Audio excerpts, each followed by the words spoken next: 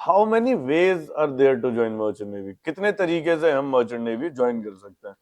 बहुत इजी सा सवाल है, लेकिन फिर भी आज भी बहुत सारे बच्चे ये चीज पूछते हैं। वंस एंड फॉर ऑल इसे क्लियर कर लेते हैं।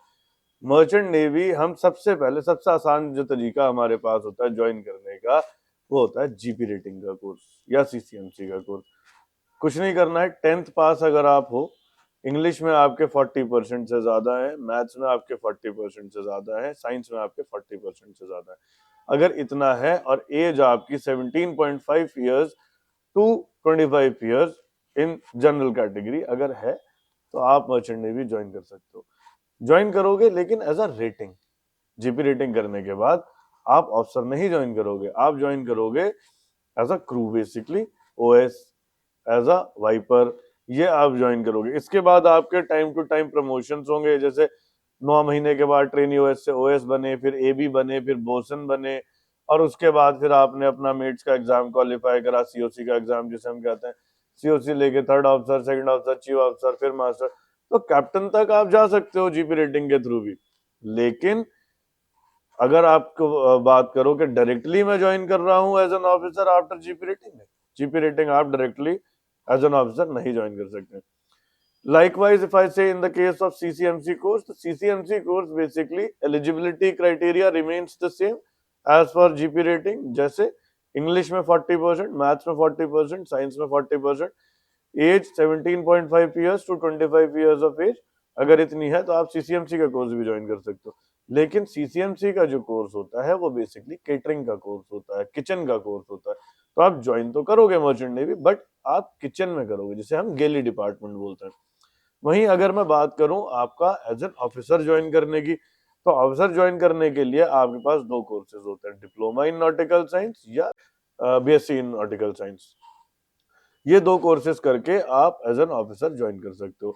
इनके लिए एलिजिबिलिटी क्राइटेरिया कहता है कि minimum 50% in English, minimum 60% in PCM, age आपकी 17 years to 25 years of age तक होनी चाहिए। Plus diploma in nautical science के केस में आपका आईएमएससीटी क्वालिफाइड होना चाहिए, प्लस आपका स्पॉन्सरशिप का एग्जाम क्वालिफाई होना चाहिए किसी भी कंपनी का।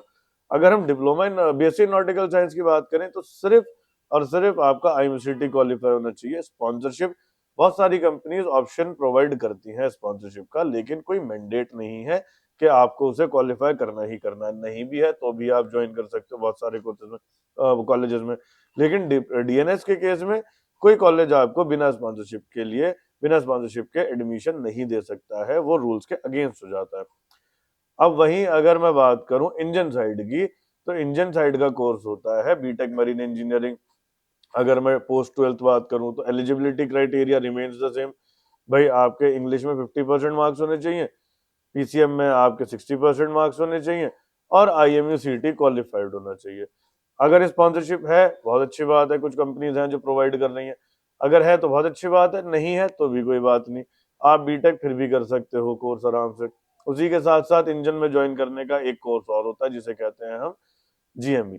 अगर आपने बीटेक करी हुई है, बीटेक मैकेनिकल इंजीनियरिंग आपने करी हुई है, और आपने 50% से ज्यादा स्कोर करा हुआ है अपने बीटेक में, तो आप ज्वाइन कर सकते हो with age criteria at least 28 years of age, minimum 20, maximum 28 years of age तक आपका होना चाहिए। अगर मैक्स 28 से ज्यादा है तो देन वी हैव टू सी के कौन सी कैटेगरी में आप आ रहे हो। अगर जनरल में हो तो 28 ईयर्स तक अगर आप हो, तो आप जीएमई का कोर्स कर सकते हो, 1 साल का कोर्स होता है, बहुत आराम से कर सकते हो। इसमें भी there are couple of good companies जो स्पॉन्सरशिप प्रोवाइड कर रही हैं। अगर आपको स्पॉन्सरशिप मिल जाती है, well enough, good, good for you. नहीं मिलती है तो आप डायरेक्ट भी ज्वाइन कर सकते हो एज पर डीजी रूल्स। फिर उसके बाद एक कोर्स और होता है जिसे कहते हैं ईटीओ। ये बेसिकली सारे ही डिपार्टमेंट्स में ईटीओ काम करता है, इसका कोई अलग से फिक्स डिपार्टमेंट नहीं होता है। ETO is electrotechnical officer.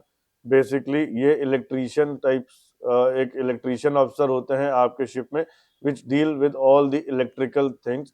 ETO का कोर्स करने के लिए बीटेक पास होने चाहिए आप, या तो इलेक्ट्रॉनिक्स एंड कम्युनिकेशन से, या इलेक्ट्रिकल एंड इलेक्ट्रॉनिक्स से, या इलेक्ट्रिकल या इलेक्ट्रॉनिक्स की किसी भी ब्रांच से आपने बीटेक पास करी हुई होनी चाहिए।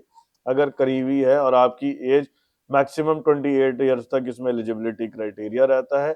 उसके बाद अगेन वी हैव टू सी के आप का कैटेगरी क्या है, कैटेगरी के अकॉर्डिंगली रिलैक्सेशन मिलता है। अगर जनरल हो तो 28 ईयर्स। उसके बाद आप ईटीओ ज्वाइन करके as a electrotechnical officer join कर सकते हो। स्पॉन्सरशिप का इसमें भी there are couple of good companies जो प्रोवाइड कर रही हैं। अगर मिल जाती है fair enough, very good for you. नहीं मिलती है तो आप डायरेक्ट एडमिशन ले सकते हो। डायरेक्ट एडमिशन लेने के बाद प्लेसमेंट इसमें आराम से हो जाती है, कोई प्रॉब्लम नहीं होती है। बस आपने डीजी अप्रूव्ड कॉलेजेस से करा हुआ होना चाहिए और कोई अच्छा रेप्यूटेड कॉलेज आप चूज करिए। कैंपस सिलेक्शंस के थ्रू भी इसमें प्लेसमेंट हो जाता है, इसमें आपको पैसे दे के जाने की जरूरत नहीं होती। Thank you so much. यही तरीके हैं मर्चेंट नेवी ज्वाइन करने के।